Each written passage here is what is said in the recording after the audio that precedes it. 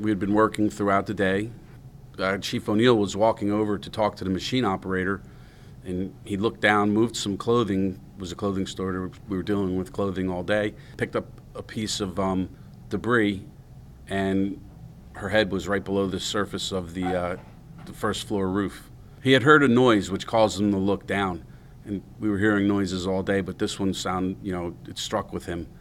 And, once we started to delay her, she gave us her name, and she wasn't very coherent. I mean, she had been in a very precarious position under tons of material for 13 hours.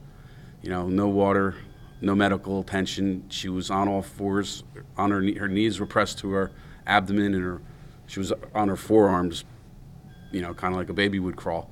And we just started reassuring her that, hey, we're going to get you out. We've got you. We're going to get you out of here in a minute. And she wasn't very coherent at that point. She just kept repeating her name.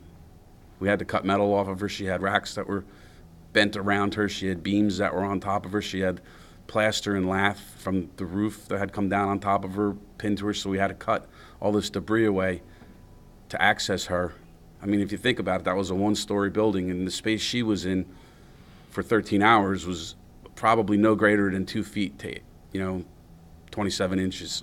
It wasn't a very big spot that she was balled up in. I don't know how she survived it. Obviously, she's a really tough person to be able to hang in there for 13 hours at 61 years of age.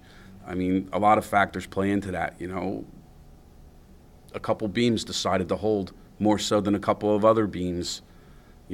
Where she was standing at the moment that the wall came down, she was facing towards 22nd Street.